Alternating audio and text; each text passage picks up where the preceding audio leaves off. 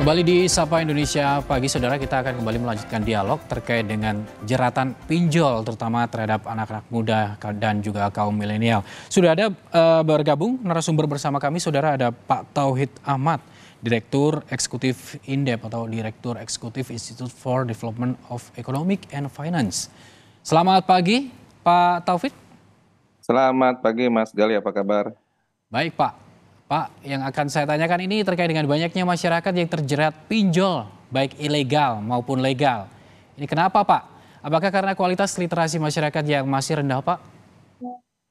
Ya, saya kira salah satunya memang adalah kualitas literasi ya, karena informasi mengenai pinjol ya, beserta di dalamnya itu yang katakanlah ada jebakan, sebenarnya itu membuat masyarakat terlena. Ya, saya kira pertama bahwa resiko pinjol itu selain tingkat bunga yang tinggi, juga ada resiko mengenai cara penagihan, konsekuensi pembayaran, termasuk misalnya ada penalti ataupun juga ada sanksi dalam skema pembayaran yang kemudian membuat beban semakin meningkat begitu. Itu yang saya kira pertama.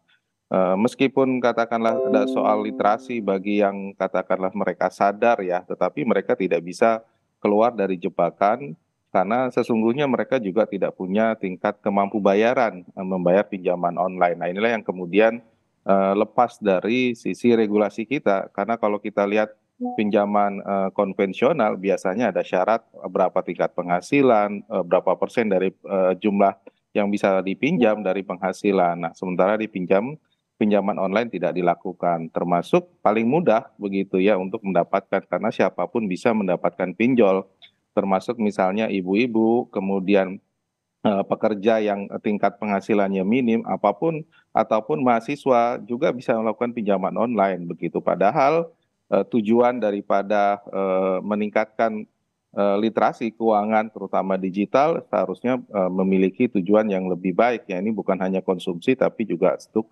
produktif gitu. Jadi memang kemudahan inilah yang kemudian dari pinjaman online dengan KTP maupun foto diri itu yang kemudian membuat terlena orang untuk terus melakukan pinjaman online gitu. Yang selain regulasi yang lemah juga yang ketiga adalah pengawasan begitu ya. Kalau kita lihat dengan banyaknya pelaku pinjol, ini kan pengawasannya menjadi tidak bisa diidentifikasi begitu. Kalau individu kita ada dulu ya, dengan konvensional kita ada BI checking, kemudian ada Monef dari masing-masing lembaga begitu. Nah, sekarang dengan individu ini akhirnya katakanlah OJK tidak bisa menjangkau seluruh peserta pinjol yang sangat banyak sekali begitu. Tadi ya ada ibu rumah tangga, mahasiswa yang sebenarnya tidak layak untuk meminjam. Nah, ini yang kemudian pengawasannya menjadi sangat lemah. Begitu, Mas. Pak Tauhid tadi ada mengatakan memang teknologi ini memudahkan masyarakat untuk meminjam secara online, bahkan hanya dengan syarat KTP seperti itu ya, Pak ya. Dan Betul. akhirnya terjadi kredit macet ini terbesar adalah Gen Z, Pak. Jika saya lihat dari data statistik dari OJK per Juni ini, dari usia 19 tahun ke bawah bahkan ini, Pak, sampai kredit macet itu sampai 1,44 miliar rupiah. Dan ini apa yang perlu ditambah dari OJK, Pak, selama ini? Literasi padahal sudah dilakukan. Bisakah ini membendung dengan potensi masalah pinjol lewat aturan yang lebih rigid, Pak? Ya, saya kira yang pertama ya, jumlah yang katakanlah waktu pengembalian 90 hari, kemudian tadi sebenarnya secara total kredit macet itu sudah sampai kemarin di awal Juli atau akhir Juni sekitar 1,72 triliun ya, P2P lending itu sangat besar sekali ya, hampir atau kita sebut ya net performing loan-nya hampir 4%. Nah, itu berbahaya sekali karena kalau batas maksimumnya hanya 5% dan saya kira ini cukup berbahaya. Nah, saya kira memang dengan tingkat seperti itu, apalagi Gen Z itu menandakan bahwa tidak ada aturan, ya tidak ada regulasi yang membatasi Gen Z untuk mengakses kredit begitu loh. Padahal potensial mereka untuk membayar itu sangat kecil sekali ya. Gen Z sumber penghasilannya dari mana, tetapi tidak jelas, tapi mereka bisa mendapatkan kredit yang di luar kemampuan mereka membayar. Pada akhirnya orang tua yang kemudian kebebanan begitu. Mereka dibebani untuk membayar pinjaman online. Nah, ini ya akhirnya orang tua tahu dan repot. Nah, ini saya kira memang perlu ada pembatasan, regulasi siapa yang berhak dan harus menunjukkan kalau tidak katakanlah rekening dia sendiri atau orang tua ya ada kalau kita sebut sebagai kolateral ya, ada jaminan begitu sehingga dia mampu membayar begitu.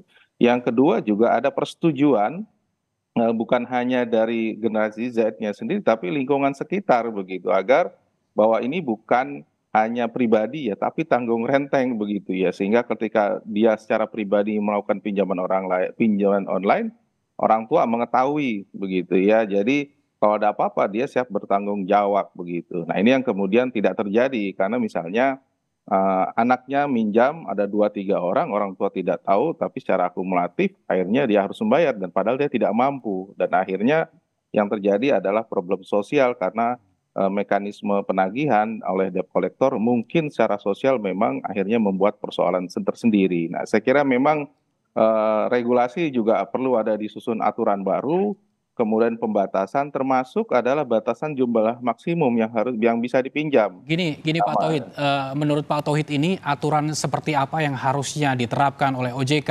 Karena gini, misalnya per orang saja itu boleh menginstal lebih dari 3 aplikasi. Jadi ini yang bahkan sempat terjadi adalah gali lubang tutup lubang untuk menutup cicilan pada akun pinjol yang sebelumnya. Jadi aturannya seperti apa Pak? Agar si peminjam ini juga dilindungi seperti itu. Jangan sampai Ya, dia satu akun itu daftar beberapa pinjol untuk gali lubang tutup lubang seperti itu, Pak. ya, betul ya. Pertama jumlahnya, jumlahnya disesuaikan dengan kemampuan ekonomi masing-masing peminjam. Ya kalau mahasiswa, ibu rumah tangga atau orang yang sudah bekerja tentu harus berbeda begitu ya, karena tentu disesuaikan dengan latar belakang ekonomi ataupun tingkat pendapatan dia begitu. Yang kedua saya setuju untuk ada pembatasan. Nah, pembatasan ini memang sangat sulit kalau misalnya ya kita tidak dalam satu katakanlah klaster, misalnya P2P lending kita itu sekitar 112 sampai 115 saat ini yang legal begitu ya. Nah ini yang tidak terkoneksi antar data satu dengan data yang lain. Nah, ini juga harusnya OJK mengatur. Misalnya ada 3 aplikasi atau 4 aplikasi itu database-nya tidak terkoneksi.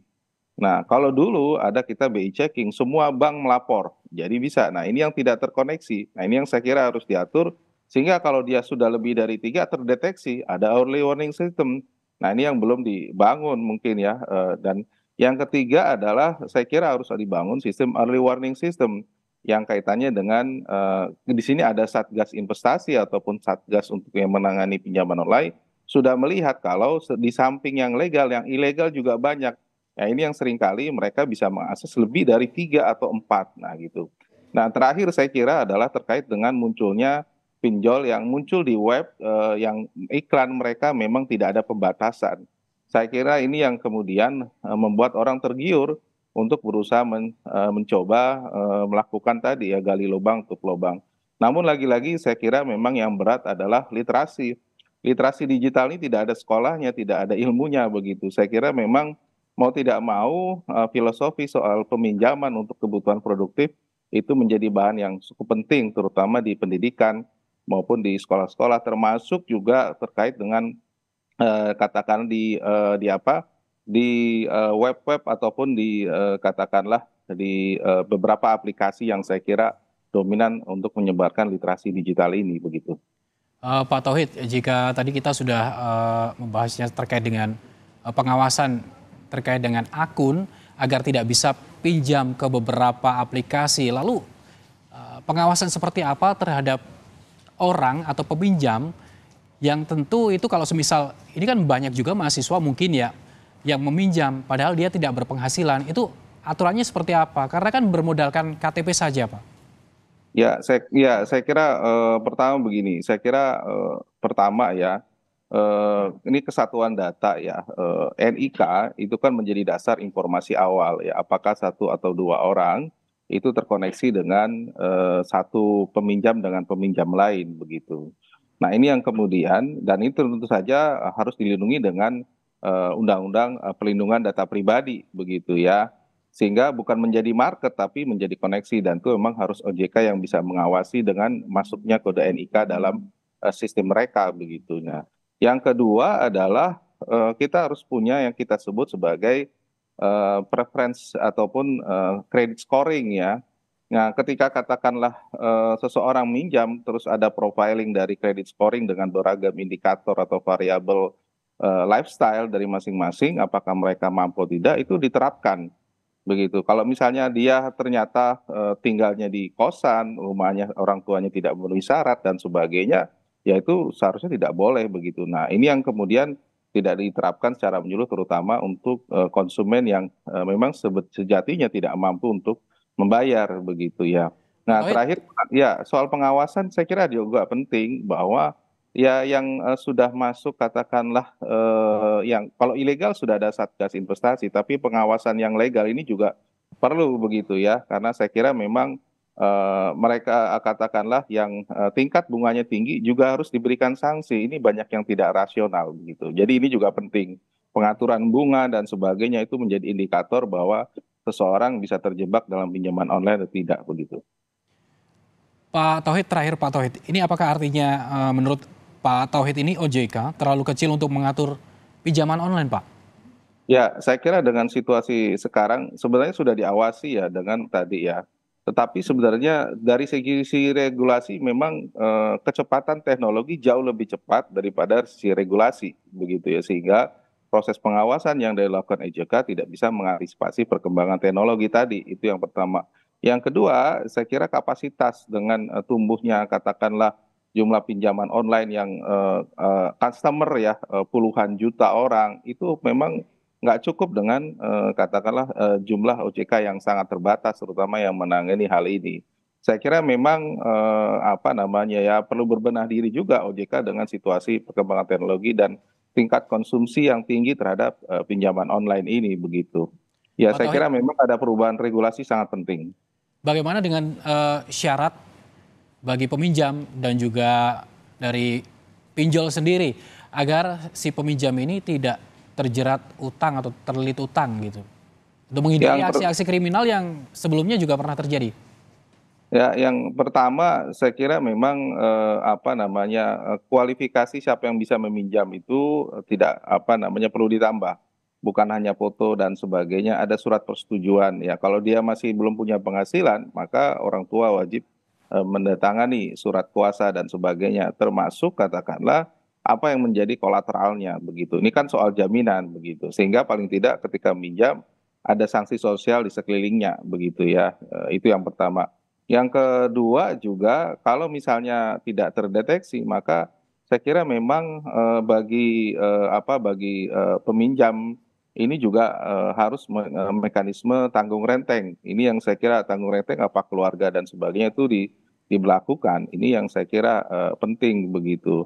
Nah, tapi yang terakhir adalah saya kira batasan ya batasan penting terhadap jumlah peminjam, kemudian karakteristik siapa yang boleh meminjam itu penting. Jadi tidak semua dibukakan akses begitu. Ini yang kemudian dijadikan rujukan begitu. Kalau misalnya tadi katakanlah mahasiswa tidak berpenghasilan, wah itu resiko kegagalan atau risiko bayarnya sangat tinggi.